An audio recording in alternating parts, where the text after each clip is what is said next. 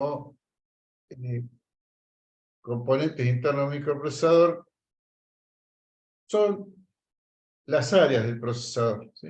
Yo, sin querer, cuando estaba hablando de la unidad aritmética y lógica, llamé a la unidad de control, llamé a los registros en mi diálogo, pero recién ahora lo vamos a formalizar. Entonces, ¿qué áreas tiene el procesador? Tiene tres grandes áreas, de las cuales nosotros recorremos dos y algunos registros, pero hay algo más dando vueltas a los procesadores que nosotros podemos presentar, de tiza y pizarrón, como digo yo, o de papel, son siempre acotados en cuanto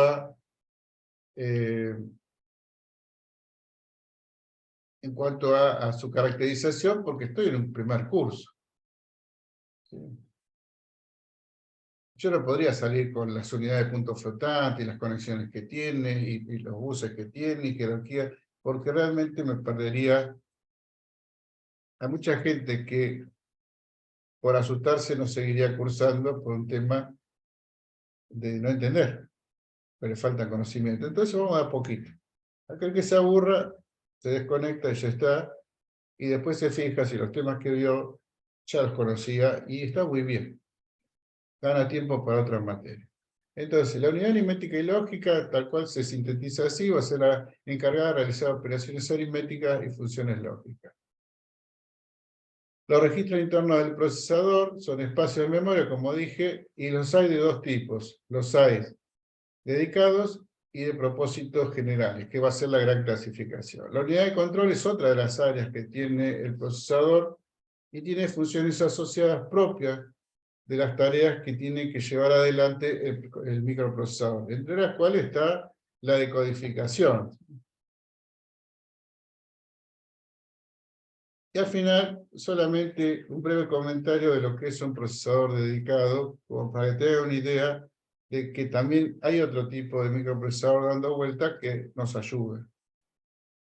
Bien, esto es un poco el esquema que yo repito siempre. Me encontré con esto en internet hace no mucho, que era un poco lo que yo hacía en el pizarrón. Empecé dibujando esto hace ya más de 30 años, y sobre eso yo generaba toda la clase, y mis alumnos ya viejos me dicen, sí, el cuadradito de Caero. Y sí, o sea, yo tengo que tener un esquema mental sobre lo que quiero hablar, y tengo que tener un esquema mental sobre lo que quiero aprender. Si no genero eso, lo pierdo. Entonces, mi sustento es siempre mantenerme en la cabeza que hay un aparato que se nutre de entradas, que produce salidas, y tiene espacios donde almacena cosas en forma permanente. Este procesador tiene asociado una memoria que lo acompaña, dándole todo aquello que necesita a nivel de instrucción y datos de características similares en cuanto al desempeño, a la velocidad de respuesta, a su característica electrónica, como es la memoria principal o memoria de trabajo. ¿Sí? Ese es mi esquema mental, y a partir de eso voy construyendo cosas.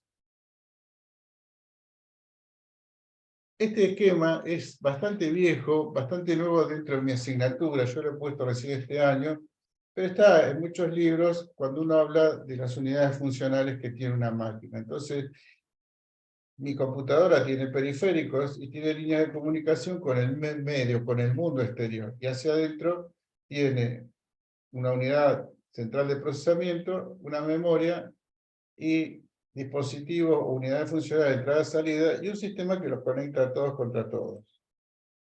El procesador, por su parte, que es lo que vamos a tratar de ver ahora, tiene una unidad aritmética y lógica, una unidad de control y registros. Y tiene también una serie de canales que lo interconectan a todos contra todos. Bien, esto es como una suerte de síntesis, cosas que ustedes ya han hecho. O sea, las operaciones aritméticas que puede hacer de base un procesador son suma, resta, multiplicación y división. Y las funciones lógicas, que reciben su nombre porque producen resultados que son valores de verdad, o son verdaderos o falsos los resultados, por eso se llaman funciones lógicas,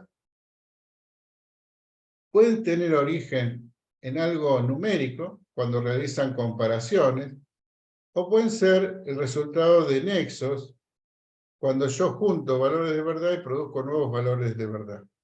Esta unidad aritmética y lógica se va a encargar de hacer eso, más algunas cosas que realiza sobre los registros, como son los desplazamientos, mover los bits en una dirección o en otra dirección, o producir una rotación de bits internamente. ¿Qué quiere decir? Que el bit más chiquito se va a caer por la derecha y va a ir a aparecer por la izquierda como el bit más significativo. Y así irá haciendo una suerte de calecita donde los bits rotan. Y uno dice, bueno, y ahora no te sirve más que mi comentario para decir que existen rotaciones y desplazamientos. Cuando tengas que programar a bajo nivel, vas a tener que utilizarlo, porque si no, no vas a poder alcanzar la solución a los problemas que te vamos a plantear. Entonces, por ahora simplemente es un comentario, que esas tareas están a cargo de la unidad aritmética y lógica. Esto es un chip simplemente como una figurita, ¿no? Donde que nunca había un componente de este tipo. Esto es un encapsulado sobre el cual están todos los circuitos. No es la unidad aritmética y lógica, para nada. No es que yo puedo comprar, ¿me da una unidad aritmética y lógica? No. Es un chip nada más. Y sus patitas, cuando hablamos de patitas, son pines que se sueldan a una placa a fin de que quede mecánicamente estable y también eléctricamente también estable. Sería, en el caso ese, es muy importante que los componentes estén bien soldados. Parece una tontería, pero si el componente tiene un movimiento y está encendido, eso se traduce en algo que no veo, que es como si fuera un microchispazo, que hace que se desestabilice y muchas veces se bloquea el mismo chip, o se rompe.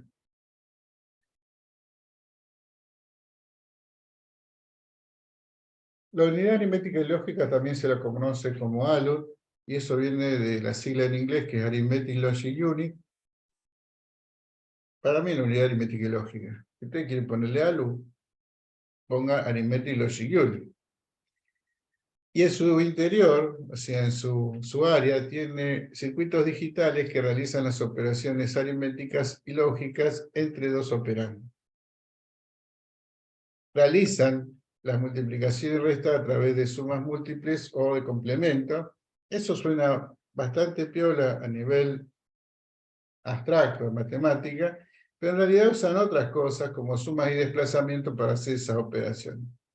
Como les decía, ya vamos a ver el algoritmo de Booth en su momento, y te puede gustar o no, pero va a tener que hacer. Esto es un poco lo que aclaro, ¿no? O sea, las operaciones de desplazamiento consisten en mover los bits, ¿sí? O sea, yo tengo, a ver, vamos a decir que yo tengo esto, ¿sí? Este está dentro de un registro, no sé, Pepe. Y yo quiero moverlo en un bit, ¿sí? A la derecha. Entonces al moverlo se me convierte en 0, 1, 0, 0. Y lo muevo otro más, 0, 0, 1, 0. ¿Qué estoy haciendo con el número cada vez que lo desplazo?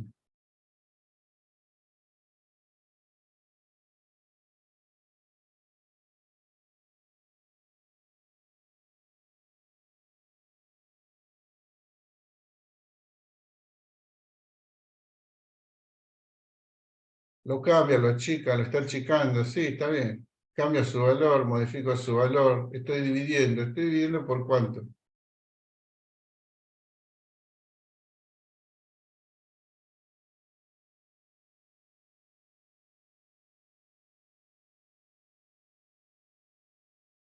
Está dividiendo por 16, me dice Julio. No, Santiago me dice, está dividiendo por 2. Vamos a ver lo que dice Santiago. Este número, en términos decimales, es 8. Este número, en términos decimales, es 4. Este es 2 y este es 1. Quiere decir que yo, al hecho de desplazar el número, ¿sí?, un lugar a la derecha, estoy logrando obtener un número dividido por 2. ¿Es una división? No, ni loco es una división eso. No es una división. Puede hacer como. Si yo desplazo 2 lugares, estaría dividiendo por 4. Si desplazo 3 lugares, estaría dividiendo por 8. ¿Qué pasa si el número fuera este? Y yo lo convierto en esto. ¿Sí? ¿Sigue dividiendo? Me dice Franco, ¿es siempre de 2 en 2? Me pregunta a mí. Yo no sé, fíjate vos. O sea, este número, 1001, es 9. Y este número es 4. Si lo muevo nuevamente, es 2, es 1. ¿Qué es lo que está haciendo acá? Porque el otro lo veo claramente que 4 dividido 2 es 2, 2 dividido 2 es 1. Sin embargo, cuando yo hago 9 dividido 2, ¿qué pasa? 9 dividido 2. ¿Cuánto me da? 4. Y acá, 1. Sin embargo, lo que me queda es esto. ¿Cómo puedo decir este valor que representa de esa división? Ahí Santiago me pone 4,5. Pongámosle 4,5. Este 4, ¿qué representa la división? De este número, ¿qué es el 4?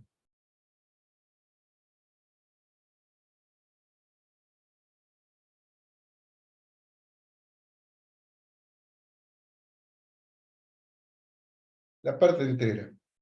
Si no lo han visto, esto se considera que hace una división entera.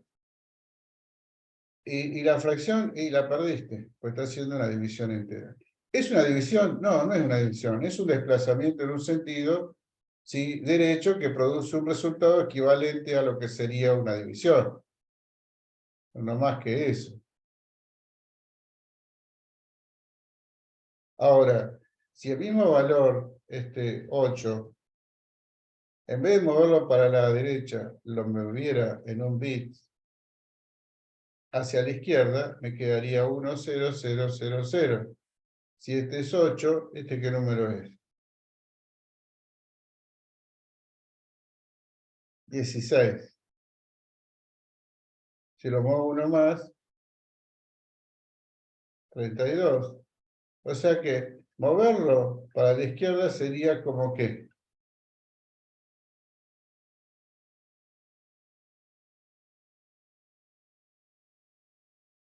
multiplicar por 2. Muy bien.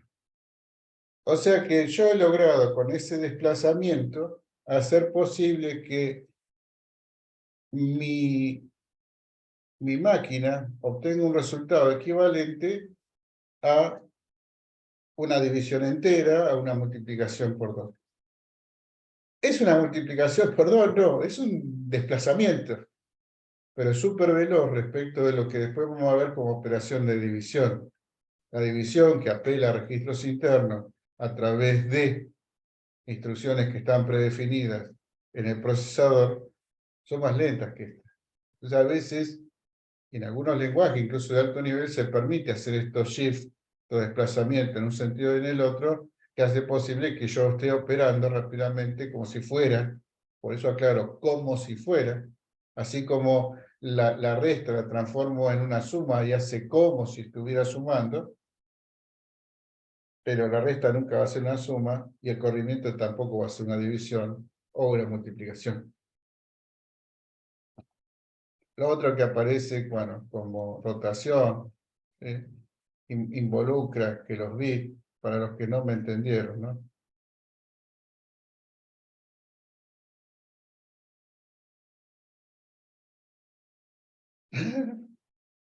Así que quisiera poner.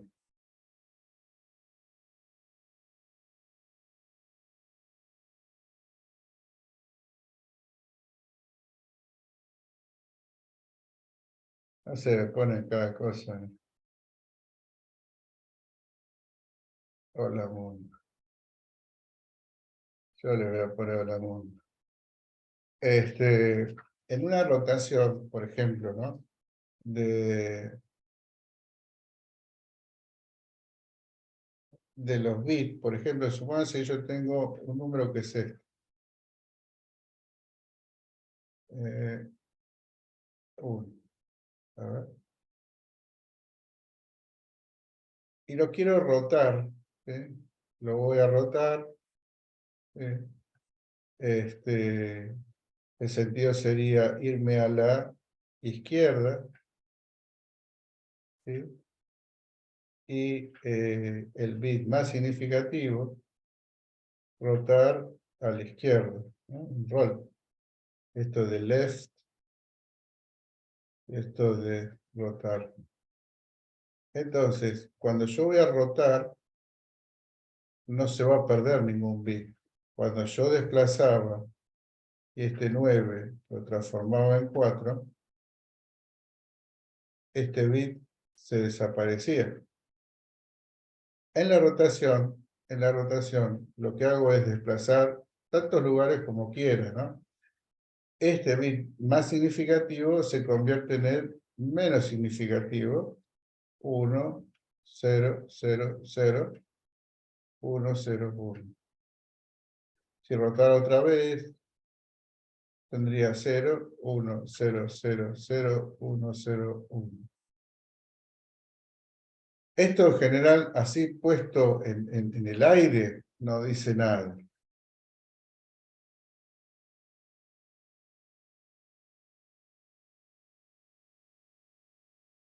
Esto no es rotar, esto es desplazar. Él me pregunta por qué desaparece. Porque cuando desplazamos se completan con ceros y el bit que se cae se pierde. Cuando rotamos, los bits no se pierden, sino que van a ocupar otro lugar dentro de la cifra. Si yo roto a la izquierda, el más significativo pasa a ser el menos significativo. Si yo roto a la derecha, el menos significativo pasa a ser el más significativo. Yo vuelvo a completarle la idea. Puesto así, no dice nada. Créanme que no dice nada. Lo que pasa es que a veces yo voy a pedir cosas como la siguiente. Si el resultado fuera este, ¿sí? Que me lo muestren en pantalla. En pantalla. Y uno tiene la tentación de poner un 1 en pantalla. Y un 1 en pantalla es la carita esa que aparece, ¿no? O sea, no es el 1, es una carita. Y el 0 es otra carita. Una de esas es negra, yo qué sé. Pero no es lo que estoy buscando. Yo quiero que aparezca el contenido expresado en binario. 1, 0, 1, 0, 0. Esas cosas son las que van a tener que aprender para manejar bajo nivel a su máquina en estos ejercicios. Tampoco, wow, vamos a hacer un montón de cosas en bajo nivel porque nadie saca un programador de bajo nivel en un rato dentro de una asignatura. Los programadores de bajo nivel no se van necesitando, por lo menos en la vida profesional de un egresado universitario. Sí, en algunos lados, donde se requiere alta velocidad, con pequeñas máquinas, eso sigue ocurriendo. Lo que pasa es que no hay programadores. Así como un montón de lenguajes que se van perdiendo cuando se consigue un trabajo y pagan lo que pidas, porque son raros. ¿Sí? Estar a la moda implica que muchos quieren estar a la moda y el conocimiento se vuelve vulgar, por lo tanto el dinero se vuelve chiquito. Pero yo les digo, yo no me enamoro de la tecnología, pero quisiera gastar mi cerebro en cosas que me permitan vivir hasta que yo sea viejito. Porque cuando sea más viejito no voy a tener tanta voluntad para seguir aprendiendo. O no voy a tener hardware.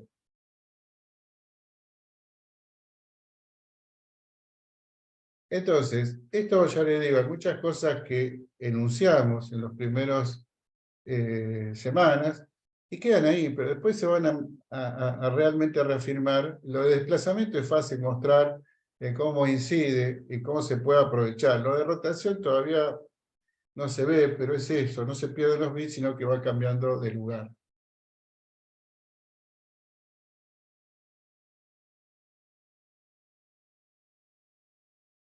Bien, esto es lo mismo, ¿no? Es un sumador elemental, lo que tiene unos circuitos ahí adentro. Vamos a llamar circuito combinacional a un conjunto de compuertas entre sí relacionadas para producir resultados. Vamos a ver qué es en este mismo slide. Por ahora simplemente digamos que es un circuito de componentes donde ingresan bits y salen bits como resultado de una suma.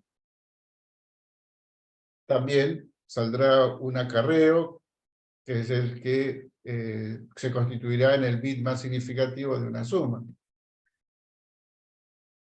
Hay operaciones de multiplicación y división, se usa un algoritmo, ¿sí? No se usa estas definiciones de las sumas sucesivas, que sí se podría usar, pero lo que se usa es un algoritmo que disminuye la cantidad de sumas posible haciendo uso de desplazamiento más sumas. Bien, no mucho más, o sea, no... ¿Se puede ir a fondo más adentro? Sí, pero hay que conocer otras cosas que es la que vamos a hacer. ¿Qué son las funciones lógicas? Las funciones lógicas, como ya lo anticipé, son funciones que devuelven valores de verdad. Las funciones lógicas se pueden tipificar en numéricas y puras. Las numéricas son las que tienen en cuenta valores, como operando tiene valores numéricos, sea que se expresen como números, o sea que estén representadas por letras. Entonces, en esos casos, ¿sí? Yo tengo como resultado, por ejemplo, de una comparación, algo contra algo, si es menor igual, si es mayor, si es distinto, si es igual, pero el resultado de esa comparación es un valor de verdad, dice, sí, es verdadero, no, es falso, ¿sí? Obtiene un valor de resultado que es o verdadero o falso, por eso deviene el nombre de lógica. Y numérica porque lo que está operando entre ellos son números. Mientras que las de nexo o las puras, lo que hace es vincular valores de verdad y devolver valores de verdad. Y eso le va a permitir a usted hacer condiciones para evaluar dentro de la programación compuestas. Si esto es verdadero y esto es verdadero, entonces tal cosa. No sé, si hoy llueve, perdón, no, mal. Si hoy hay mucha humedad, ¿sí? Y está todo nublado y hay truenos, hoy llueve, aunque sea una lloviznita, pero hoy algo pasa.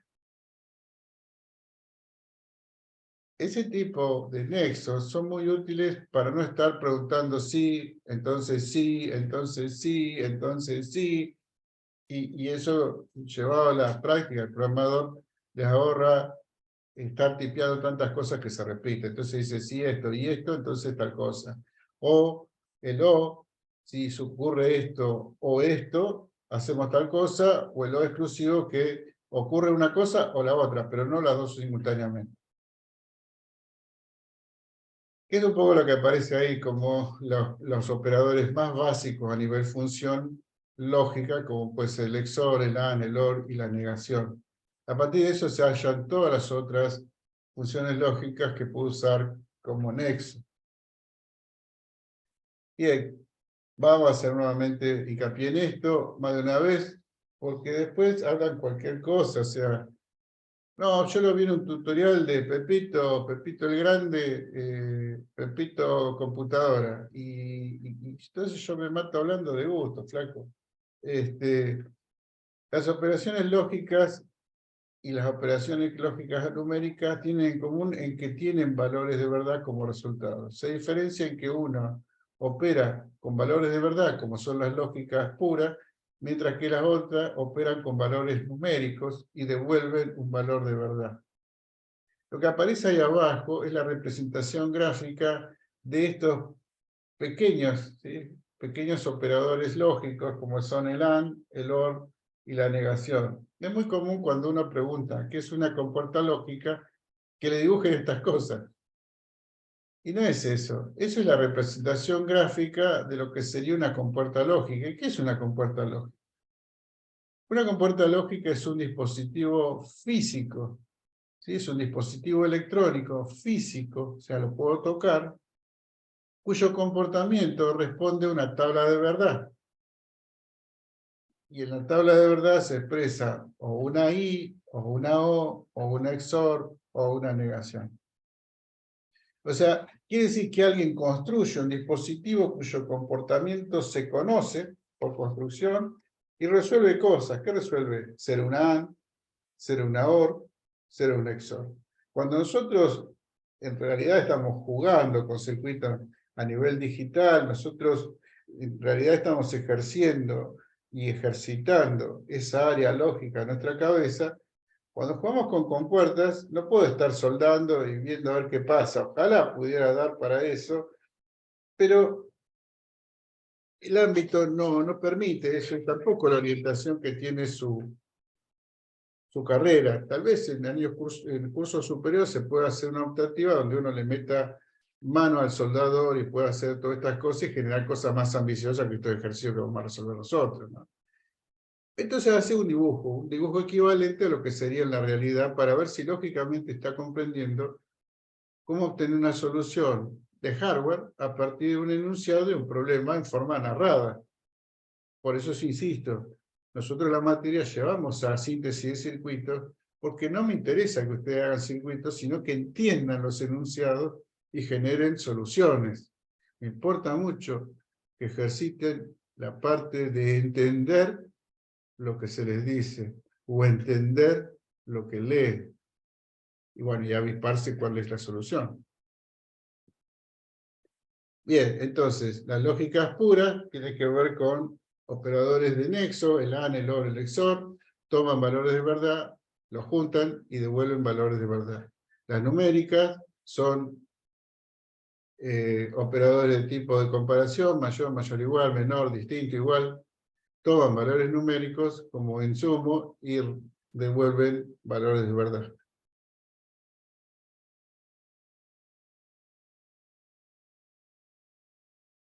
Bien, y las compuertas nuevamente, su representación gráfica la repetimos ahí, el AN es como una D gorda, el O como una media luna, y la negación es como un triangulito con un redondel adelante. Los registros son espacios internos del procesador capaces de almacenar, ¿sí? Capaces de almacenar en su interior datos o instrucciones, según sea el caso, durante un tiempo hasta que se le regraba encima. El concepto de borrado no existe dentro de la electrónica, o sea, no se gasta ninguna combinación de ceros y uno para representar está borrado. Simplemente se dice esto está vacante y se le escribe, y si el valor anterior era útil, se pierde. Por eso hay que estar muy atento qué es lo que uno hace con las variables. El reflejo que ustedes van a ver en las materias de programación son similares a esto en su volatilidad, como los registros o como los lugares en la memoria, que son las variables. Y la variable, como su nombre lo indica, cambia de valor. Si yo tenía un valor anterior y lo voy a necesitar después, lo deberé guardar, porque si lo escribo, lo voy a perder. Entonces, estos registros son espacios de memoria internos al procesador con características volátiles. ¿Qué quiere decir? Desde el punto de vista físico, su contenido, cuando yo desenchufo el cable de la máquina, se pierde. Desde el punto de vista funcional, yo puedo reescribir encima aplastando los resultados anteriores. ¿Sí? Tienen alta velocidad, están internos. ¿Sí? Puedo guardar valores a medida que voy teniendo resultados o a medida que voy tomando valores del mundo real. Muchos de estos hacen el funcionamiento de los microprocesadores o de los microcontroladores. Es muy común que yo pregunte cuáles son los más importantes. ¿En qué sentido? Si no los tuviera, ya no tengo un procesador, tengo una pastilla de silicio, yo qué sé, pero no es un microprocesador. Entonces, por eso aclaro, hay algunos más importantes que otros. ¿Sí? Y participan, ¿no?, en el procesamiento de las instrucciones, el manejo de las comunicaciones, la transferencia, etcétera, ¿no? Hay registros, digamos, de los internos de propósitos generales y registros dedicados, ¿no? Sobre eso vamos a aclarar algunas cosas. Vuelvo a mi esquema, estamos dentro de la CPU, algo dijimos de la unidad aritmética y lógica, vamos sobre los registros.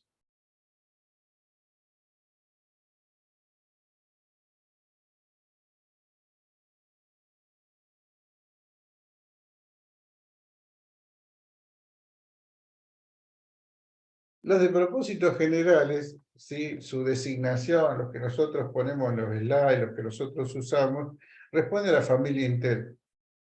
Hace muchos años, cuando yo era más chico y empezaba a dar clases, yo usaba los que había aprendido, y si no, usaba algo de forma mnemónica o genérica, como el pseudocódigo que muchas veces le enseñan a la hora de programar. Y los pibes se quejaban, no puedo probar la lógica de lo que hice, etcétera, etcétera. Entonces adoptamos, no ahora, hace muchos años, de la familia Intel, para usarla en las prácticas cuando programamos y definimos los registros, porque la mayoría de la gente tiene máquinas con un Intel o con una AMD cuya arquitectura respeta las designaciones de los Intel. No digo que son lo mismo, sino que designa sus registros internos de la misma forma que lo hace Intel. Intel hizo realmente un cambio muy interesante cuando empezó a participar en el desarrollo de la PC de escritorio. La PC de escritorio fue como la mariposa, ¿no?, de la tormenta, ¿no? Explotó el uso de las computadoras a nivel social. O sea, antes de eso, de la PC de escritorio, había computadoras, pero la gente ni las conocía. Había computadoras y la gente era incapaz de utilizar porque no sabía. Los centros de cómputo estaban reservados, recuerdan los primeros slides que les mostré, a gente que sabía mucho, ¿sí? Eran ingenieros o alumnos avanzados de ingeniería eléctrica, electrónica, físicos, etc. Pero no era la gente común. Creo que el tener acceso a esta tecnología por parte digamos, de la evolución en cuanto a su presentación o interfaz a toda la gente, hace que puedan brotar distintas ideas sin necesidad de tener un conocimiento formal. De hecho, en la actualidad se está certificando conocimiento y no títulos. ¿Por qué? Porque el mercado laboral va cambiando, el mundo cambió. Entonces, es muy común, digamos, que la gente se enganche a hacer certificaciones para conseguirse un trabajo y después se olvide de estudiar. De hecho, muchos de nuestros estudiantes llegan hasta el tercero y después desaparecen porque formalmente son absorbidos por el mercado laboral. Yo no lo sé si después esa situación va a durar en el tiempo. No lo sé. Lo que sí sé que tienen que seguirse actualizando, capacitando y pagando para acceder a esos cursos, porque el conocimiento se paga. Entonces, vuelvo a la perolata mía, estos registros los hemos adoptado hace muchos años, que son de la familia Intel. Estos que aparecen ahí, los registros AX, BX, XDX, en su designación, tiene una X que obedece a lo siguiente. La palabra hexadecimal tiene una X, por lo tanto estos registros son de 16 bits. Pero si yo tengo una arquitectura de 3264, ¿los registros son más grandes? Sí. Los registros son de 3264 según sea el caso, pero el sistema operativo no me los va a permitir utilizar en forma directa. El sistema operativo me puede permitir utilizar estas cosas como si fuera un entorno en el cual no puedo hacer daño, pero todo aquello que va sobre los registros más grandes, en el sentido de que son de más bits, voy a tener que pedir permiso al sistema operativo, y para utilizarlo, el sistema operativo va a ser el intermediario en la gestión de ese recurso. La designación que reciben los registros que incluyen a estos, que son más grandes, son EAX, EBX, SX y EDX. Y esos registros no están disponibles para el usuario final en forma directa. No es que no se pueda utilizar, ¿sí? Se puede utilizar, pero no en forma directa. Entonces, ¿sí? Yo voy a poder usar a estos a través de un simulador, ¿sí?, de entorno del Intel 8086, que es uno de los primeros, con registro de 16 bits. Pero eso alcanza para terminar de entender de cómo funciona el microprocesador. No en esta materia, no se asusten, no es para ahora. Simplemente estos registros que aparecen ahí van a participar, por eso les llaman de propósitos generales, de todas las operaciones aritméticas y lógicas. Tienen esa finalidad en cuanto al uso. Ahora, ¿siempre necesito registro de 16 bits? No. Muchas veces, si estoy trabajando con memorias que se constituyen como celdas de 8 bits, lo mejor es emparentar el registro de destino con los lugares en memoria. Y entonces yo los puedo ver a estos registros de 16 bits como conformados internamente como una parte menos significativa y otra más significativa. ¿Qué quiero decir? Si AX se extiende desde el bit 0 hasta el bit 15, la parte menos significativa será desde el bit 0 hasta el bit 7. Y la parte más significativa de su contenido irá desde el bit 8 hasta el bit 15. La parte baja se la denomina L, o sea, AL de low, y la parte alta high, ¿sí? Por eso es AH, y están íntimamente relacionadas con el AX que los contiene. O sea, ¿qué quiere decir? AX es AL y AH, no es AL más AH. Su parte menos significativa es AL, su parte más significativa es AH.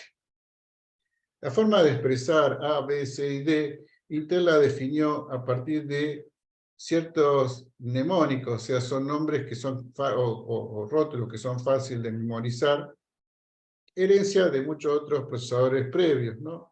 Entonces, la A viene de acumulador, acumulador principal, la B, de que es un registro que se puede utilizar como registro base para moverme en un espacio de memoria. Todo esto lo voy enunciando, pero no para que se lo sepan hoy de memoria, pero sí que vayan escuchándolo, hasta que no programan, medio que no se van a averiguar. El CX es un registro que le llaman contador porque está vinculado con una instrucción que es loop, que me permite generar un ciclo repetitivo en el cual pongo instrucciones que se van a repetir cierta cantidad de veces, y la cantidad de veces está definida en CX, como si fuera su índice para saber cuánto tiene que girar. Y DX es un registro que se le puede llamar de datos, que me permite, junto con AX, llegar a armar un dato de 32 bits juntando dos registros de 16 bits. Lo que hay que ser medio cuidadoso cuando se programa a bajo nivel es que uno no pise, por alguna razón, lo que está obteniendo como resultado en otros registros. Entonces, estos registros para mí, cuando trabaje a bajo nivel programando, van a ser mis variables. Sobre ellos voy a poner cosas y sobre ellos voy a sacar resultados. ¿Tengo otros? Sí, yo puedo usar otros y a veces sí, a veces no. Y si no son de propósito general, ¿de qué son? Son de, ¿sí? Perdón, acá, bueno, va a repetir lo mismo, no quiero saltearlo, simplemente machacar, ¿no? O sea, es utilizar una operación de entrada-salida, el AEC en particular, ¿no? Hay dos instrucciones dentro del assembler del Intel, que es in y out, que me permitían vincularme directamente con los puertos. Hoy es medio imposible, la mayoría de las máquinas no tienen puertos paralelos, no tienen puertos seriales. El único serial que tienen es el USB, y para manejarme con eso tengo que poner alguna placa, alguna cosa que ya realmente sale del formato estándar de una computadora actual.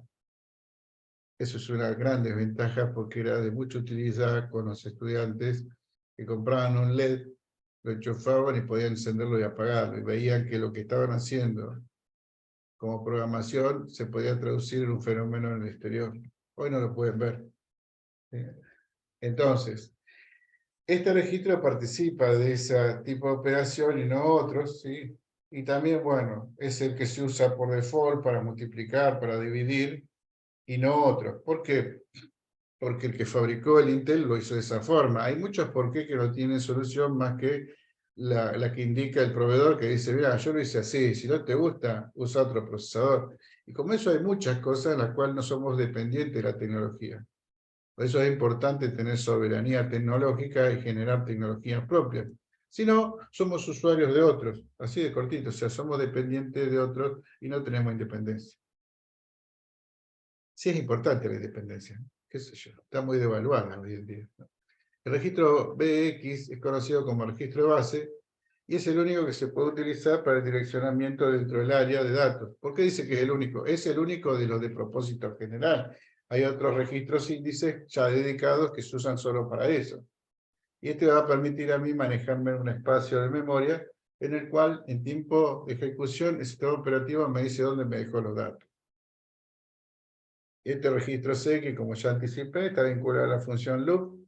Este CX yo pongo el valor de cantidad de veces que tiene que repetir, y en cada pasada por la instrucción loop, CX se decrementa en 1 hasta que CX vale 0 y se rompe el lazo y sigue hacia adelante en el procesamiento.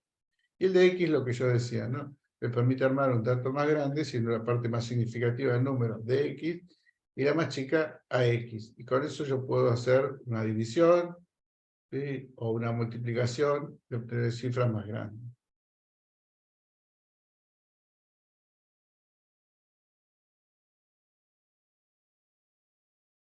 ¿Y qué son estos de los específicos? Son registros cuyo comportamiento viene predefinido de fábrica. Los hay de tipo puntero, los hay de tipo registro de bandera, los hay de pila y los hay de segmento. Los de pila y segmento los vamos a como aguantar hasta el final del curso, después recién ahí voy a explicar bien qué es un registro segmento. El registro puntero sí me es importante, el caso particular creo que es el más importante de todo, el registro contador de programa o PC o Program Counter. Esta designación es genérica para cualquier micro. En el caso de Intel, Intel le llama a eso IP. Este IP no tiene nada que ver con Internet. ¿Sí? Este instruction pointer que le define Intel es un registro interno que me indica la posición donde se ubica la próxima instrucción a ser ejecutada. ¿Sí? Si yo no tengo este registro, no puedo seguir la ejecución de un programa. Mal podría decir, bueno, lo armo en otro lado. ¿Y quién lo actualiza automáticamente? Como registro contador, su actualización no corre por parte del usuario, sino que en la medida que va tomando instrucciones, tomando datos, eso se va moviendo, ¿sí? A la hora de seguir procesando, ¿no? Por eso recibe el nombre de contador. En algún momento veremos contadores digitales como para que vean cómo cambian los valores de acuerdo a las conexiones que tienen distintos circuitos secuenciales. Pero por ahora simplemente es un registro cuyo contenido va cambiando, conteniendo en su interior la ubicación de la próxima instrucción a ejecutarse. Lo que hago ahí es una aclaración por algunos libros, en los cuales puede llevar a dudas, como es el Murdoka, que dice que el registro contador del programa contiene la dirección de la instrucción que se está ejecutando, mientras que los otros dicen que contiene la dirección de la instrucción próxima a ejecutarse. Ambos están bien. Lo que no declaran correctamente es cuándo se produce la actualización, si es pre o post ejecución de la instrucción que está cursando. Muchos procesadores, ¿sí?, hacen una actualización de su contenido antes de ejecutar la instrucción que ya decodificó. Entonces, antes de ejecutar la instrucción que tiene en curso, ya está este registro apuntando a la dirección de la próxima instrucción a ejecutarse, a la ubicación de la próxima instrucción a ejecutarse. Mientras que otros, luego de ejecutar la instrucción, recién ahí producen la actualización del contenido de este registro contador. Por eso le llamó post-ejecución. En cualquiera de los casos, sea pre o post-ejecución, la actualización debe contener la dirección o la ubicación de la próxima instrucción a ejecutar, porque si no quedaría ahí entrampado, dando vuelta en la misma instrucción. Entonces, el programa counter o el contador de programa es incrementado automáticamente en cada ciclo de instrucción. Y entonces, si es así, las instrucciones en memoria son leídas secuencialmente, una detrás de la otra. Algunas instrucciones como la de bifurcación o salto, las llamadas a un conjunto de instrucción o volver de ese conjunto, ¿sí?, rompen secuencialmente, interrumpen secuencialmente la ejecución y colocan un nuevo valor en el contador de programa. El contador de programa tiene la ubicación de la próxima instrucción a ejecutarse. Cuando yo produzco un salto, cuando yo llamo a una biblioteca, a una función mía, a un procedimiento mío, yo esté rompiendo lo que venía haciendo para ir a otro lado y ejecutar otro conjunto de instrucciones. La forma de romper es el contenido del contador del programa, actualizarlo con un nuevo valor. Si yo quiero volver, bueno, ese valor va a haber que guardarlo en algún lado. Si no, no voy a volver nunca más de donde yo produje el saldo. Entonces, el registro puntero contiene la dirección de la próxima instrucción a ejecutar, y en eso lo tenemos que poner de acuerdo en este curso, ¿sí? Yo pido qué contiene el registro contador o el instruction point, usted me dice contiene la dirección de la próxima instrucción a ejecutar. El registro de estado, el registro de bandera, contiene, como lo dice ahí, el estado en el que queda un procesador luego de la ejecución de una instrucción. ¿Sí? Si hubo overflow, si hubo, esto es cuando se está moviendo, ¿sí? Comparando cadenas en una dirección o en otra, ¿sí? Tiene la posibilidad de los pedidos que llegan al procesador a través de llamadas externas, decirle, ahora no pasás, ahora sí pasás, o sea, de inhibirlos o habilitarlos, que es el manejo a nivel flag de un bit de interrupción. Por ejemplo, cuando yo muevo el mouse genera un pedido de servicio hacia el procesador no sale como loco antes de atenderlo, aunque yo creo que en mi forma lenta de ver este mundo interno, yo muevo el mouse y algo ocurre inmediatamente en términos míos, pero eso en general es un pedido, se lo atiende cuando está en condiciones, se evalúa quién es, y luego aparece el puntero. El mecanismo por el cual estos periféricos que hacen cosas pero no sé cuándo, son las interrupciones, son los pedidos externos o las llamadas externas. Nada, la trampa o el trap sirve para, en una ejecución de un programa, a realizarlo paso a paso a fin de vaguearlo, de depurarlo, de examinar si existen problemas en su ejecución, si tiene errores, y eso también es una buena práctica de testear lo que he hecho. Esto es el signo, si el resultado dio positivo o negativo. ¿Sí? Fíjense que repite, 0 positivo, 1 negativo. El flag de 0, si el resultado dio 0, el flag tiene que estar en true, o sea, tiene que valer 1. Si no, false, tiene que estar en 0. Esto si hay acarreo del bit número 3 al número 4, se llama half carry o la mitad del acarreo. Eso en general no quisiera mezclarle nada, pero cuando de los 4 bits menos significativos produce un acarreo sobre los 4 bits más significativos, está representando cosas, está haciendo cosas. Entonces eso lo puedo yo utilizar para codificar decimales en binario, como hacían los antiguos display, que aparecían con 7 segmentos y encendían, digamos, hacia el lado del usuario, mostraban información en términos de esos displays. Bueno, todo eso a veces no tiene sentido ya en la actualidad, pero sigue estando dentro de la conformación interna del registro, a fin de que si lo necesito lo puedo utilizar. La paridad es un mecanismo por el cual yo le sumo en la interpretación de los bits, o le sumo un bit más al mensaje, a fin de que la calidad en la transmisión se mejore a través del chequeo de este bit, y si hubiera un error, poder detectarlo y corregirlo. Si es automático, mejor. Pero bueno, a lo sumo darse cuenta que hubo un error. Y el acarreo general, si al final hubo un acarreo, también queda reflejado en el registro de bandera. Más allá de estos valores que yo estoy mostrando ahí, yo debo tener en claro que existe un registro interno, no en este solo procesador, en todos los procesadores que son inteligentes, que refleja el estado en que queda el micro o el chip, luego de la ejecución de una tarea, luego de la ejecución de una instrucción. Bien, vamos a las funciones de la unidad de control.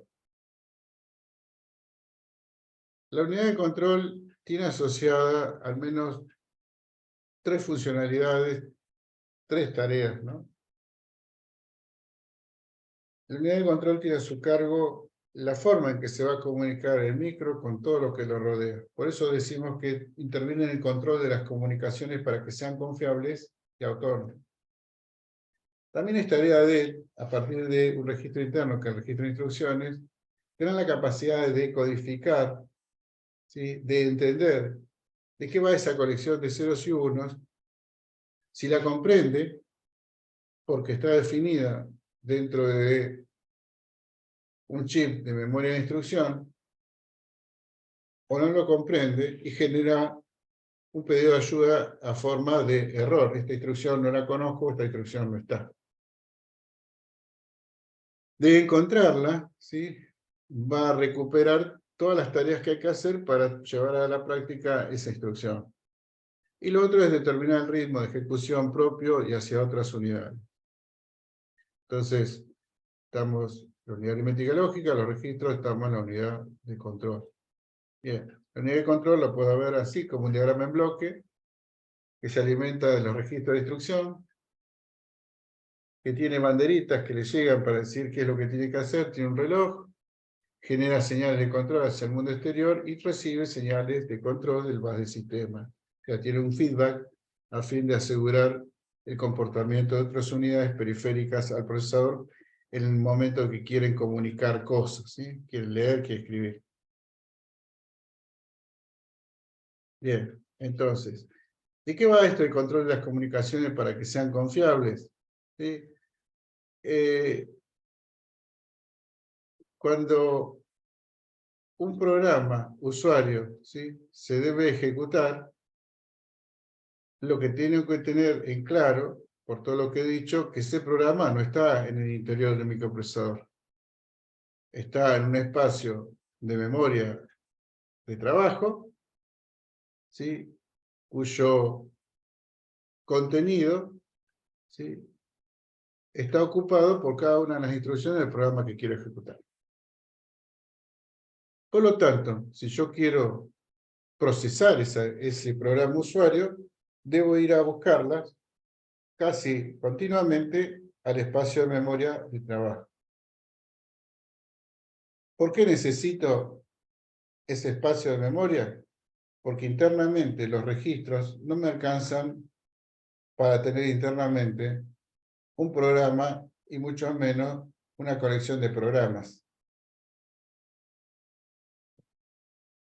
Y para hacerlo, para ir a buscar, va a manejar una colección de señales eléctricas que parten del micro hacia los periféricos, no los periféricos impresora, teclado, no, a todo lo que es periférico al procesador, en este caso hacia la memoria,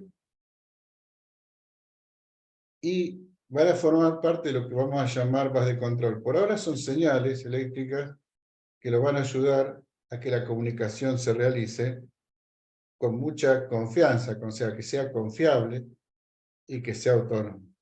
Por lo tanto, que sea robusta.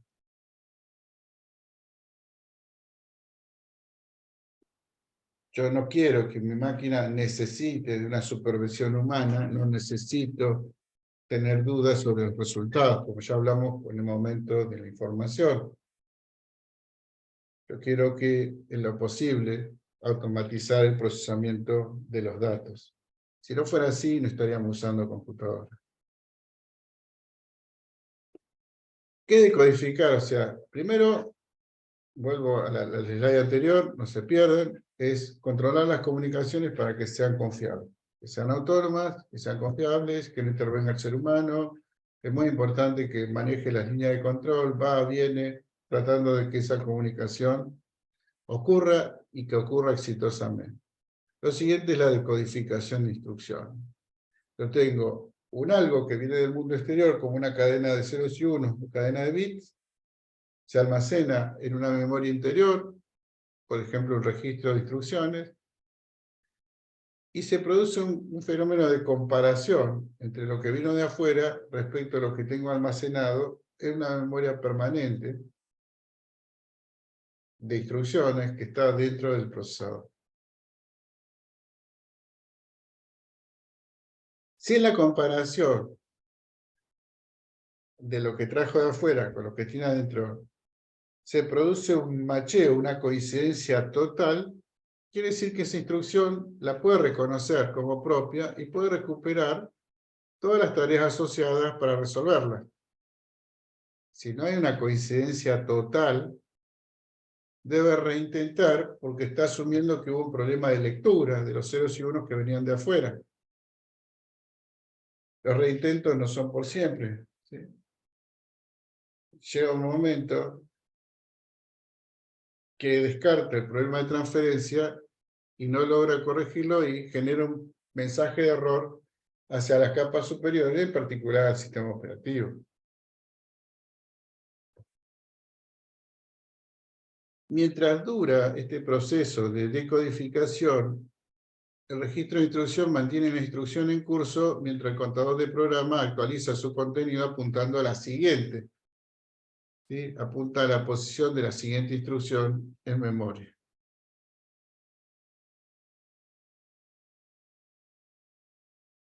Como tercer función tiene determinar el ritmo de ejecución propio y hacia otras unidades, o sea, es como el tamborilleo, ¿no? O sea, el tipo que va marcando el ritmo a los que van remando, ¿no? O sea, ¿por qué hace? ¿Por qué usamos este tipo de ejecución? Porque tratamos de que lo haga en forma sincrónica. Los eventos que tienen lugar no necesariamente son sincrónicos. Ahora, en la comunicación, para que sea exitosa, tiene que alcanzar la sincronía. Tenemos que ir latiendo al mismo ritmo. Entonces, si bien adentro la energía eléctrica es continua, yo tengo que de alguna forma generarme un reloj, un algo que oscila internamente, definiendo una señal de referencia.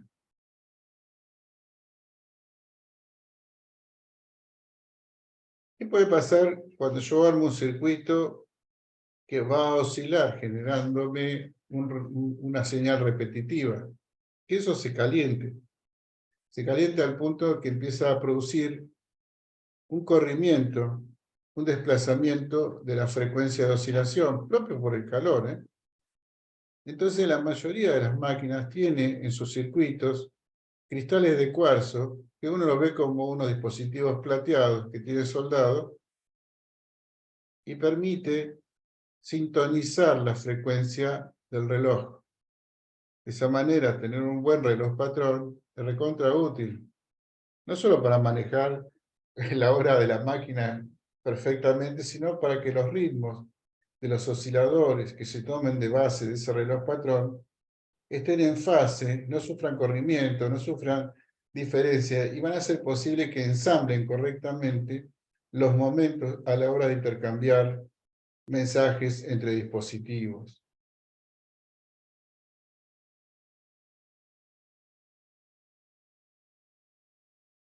Estos cristalitos de cuarzos absorben los corrimientos eléctricos, ¿sí? Absorben los corrimientos de frecuencia porque están cortados, están tallados de una forma especial para que se sintonicen a una frecuencia determinada de oscilación. Es bastante utilizado, ¿no? De ahora hace muchísimos años, esa sintonía con un cristal de cuarzo.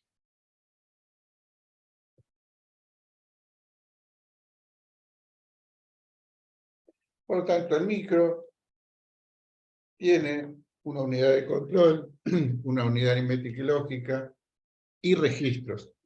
Registros de propósitos generales, registros dedicados. Deberá tener canales internos que los conecten a unos contra otros y a su vez se van a reflejar hacia el exterior como buses, ¿sí? Como canales con los cuales irá o recibirán su designación de acuerdo a lo que por dentro de ellos circula. Y también tendrá internamente una memoria de instrucción que se va a asociar con la unidad de control, que va a hacer uso del registro del bus interno, que va a depositar su contenido en registros y va a ser utilizado a la hora de decodificar una instrucción. Un procesador dedicado, ¿sí? O sea, más allá del microprocesador principal, podemos llegar a tener procesadores cuya función es única. Uno de los chicos me pregunta si VAS tiene alguna traducción al español. En general, recién ahora, la palabra VAS se va a usar en mucha gente que habla por la tele, en todos lados, como la palabra colectivo. Nosotros cuando nos referenciábamos al colectivo, nos referíamos al colectivo como medio de transporte automotor. Y realmente la palabra colectivo es una colección de... En realidad, cuando uno usaba un colectivo, era una colección de personas que viajan en un transporte común. Sin embargo, no sé, algunos que han viajado, qué sé yo, van volcando en la tele cosas como el colectivo de los jubilados, el colectivo de los niños, el colectivo de los estudiantes. Es una colección de algo. ¿Qué es el VAS? El VAS es una colección de alambres, de cobre, sobre el cual circulan ceros y unos. ¿Sí? A mí me pasó cuando viví en España, yo iba a estudiar a la Politécnica de Madrid, y el último bus se iba a las 9 de la noche. Después se apagaba todo, se ponía la luz de emergencia y aparecía solamente la custodia. Y un día no sé por qué me pasó, yo no conocía bien el edificio, y salgo corriendo ya con las luces de emergencia, porque después me quedo encerrado, ¿no? Y fui a parar a otro lado. Y yo buscaba la parada de colectivo, entonces le preguntaba a los pibes que estaban ahí dónde estaba la parada de colectivo, y miraban, ¿el colectivo de qué? Hasta que me avivé que era el bus, ¿no? Para ellos es el bus, ellos dicen bus al colectivo, nosotros le decimos colectivo, ¿no? La palabra bus significa colectivo y es una colección de cosas. En este caso es una colección de alambre, pero le decimos bus, ¿sí? Podemos decirle cables, o sea, colección de cables, etcétera, etcétera, que es un poco lo que vamos a ver luego a continuación.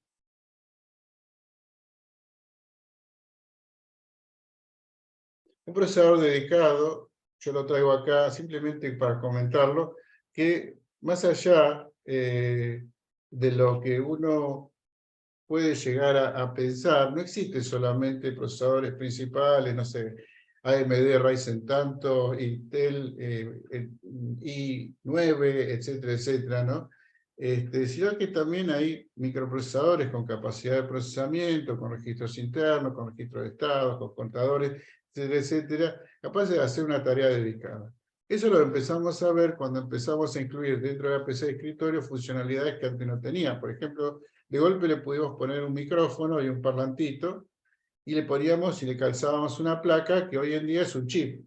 Ese chip de audio es un procesador dedicado que se va a encargar de transformar mi señal analógica en señal digital, la va a cuantificar, la va a codificar, la va a transferir.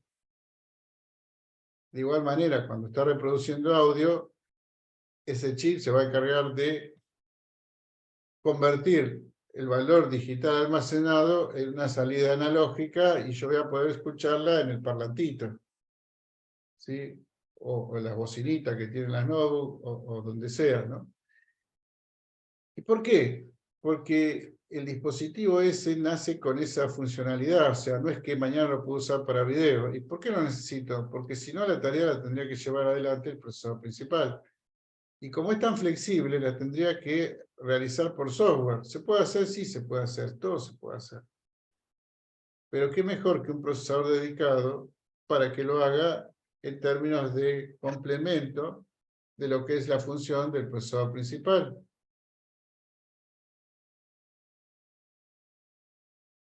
Sí, el Santiago me dice los cascos con placas de audio, no sé, el autoestéreo. El autoestéreo también es un estéreo que hace eso.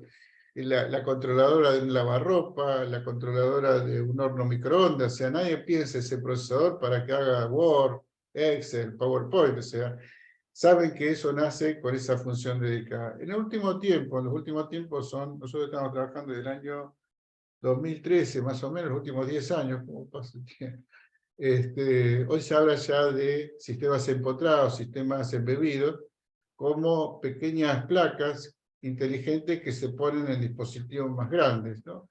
Sin embargo, adentro tiene un programa que está grabado que hace que eso se comparte de esa manera. En los sistemas empotrados yo puedo redecodificar, yo puedo flashear nuevamente su ROM para que su comportamiento cambie. Todo eso se fue aprendiendo, a pesar de que todos esos dispositivos estaban disponibles, Nuestro país es bastante sonso a la hora de tomar una tecnología y verle el potencial, ¿sí? Recién en los últimos años se empezó a utilizar este concepto de embebido, ¿no? Exacto, Julio me dice, tipo Arduino, sí. Arduino es un gran juguete que nos permite aprender de qué van las pequeñas placas, pero es un juguete, o sea, no es una placa altamente cuidada para aplicaciones industriales. Insisto, es una placa muy buena para aprender.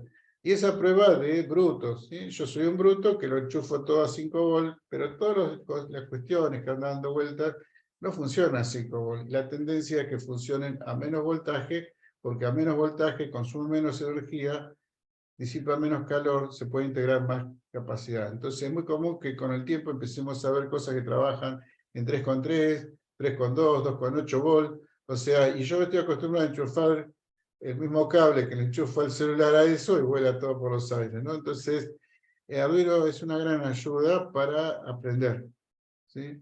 Para hacer cosas ya más profesionales, tengo que llevarme a otro mundo, lo mejor del STM32, de la ARM, que son mucho más, ¿cómo es? Más cuidados en cuanto a comportamiento, más estables, ¿sí? Pero tengo algunas adversidades, ¿no? Como las tensiones de alimentación, las tensiones de salida, a lo mejor las tengo que amplificar, a lo mejor las tengo que reducir, y eso lleva a que una persona que está aprendiendo a macana, y a veces las placas son caras, o sea, nada, y cuestan traerlas al país, uno tiene que declararse como un espía que vende dólares cada vez que compra una placa para aprender, y entonces todo un lío, todo un inconveniente para personas que quieren seguir aprendiendo. Estamos muy cerrados como país, hemos hecho muy mal las cosas, entonces nos falta divisas, ¿no? De todas formas, nosotros no lo vamos a cambiar, nosotros tenemos que entender de qué va la tecnología, tenemos que aprobar esta materia y no mucho más. Entonces, vamos con esto. Estos procesadores dedicados nacen, insisto, en la medida que fueron demandándose cosas. Yo no sé, hay unos que quieren entrar a esta hora, no sé, yo los admiro, ¿no? Se les cae la comunicación, no sé qué les pasa. Entonces, estos chips nacieron para ayudar al procesador principal con funciones propietarias. Como yo le decía, el auto estéreo tiene un procesador dedicado, el equipo de audio tiene un compresor dedicado, un procesador hecho para eso. La tele también. Bueno, la tele tiene un procesador un poco más flexible, se banca algunas cosas, ¿no? Pero el hacerlo dedicado hace que también su costo es más barato, pero la funcionalidad queda fija, rígidamente determinada por construcción. Sin embargo, son muy útiles. El primero que vimos nosotros fue el procesador matemático. También se le llaman coprocesador por su velocidad para realizar tareas que antes había que hacerlas por software.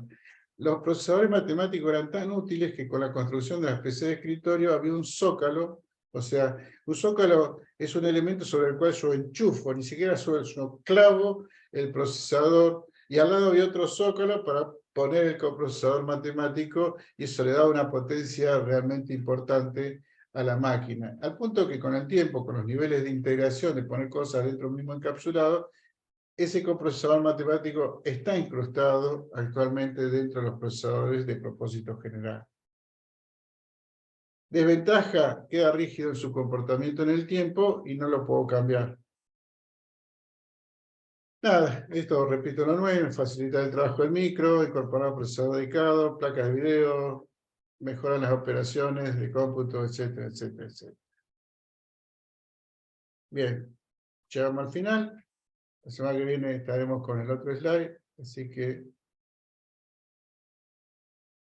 nos vamos a ir viendo próximamente.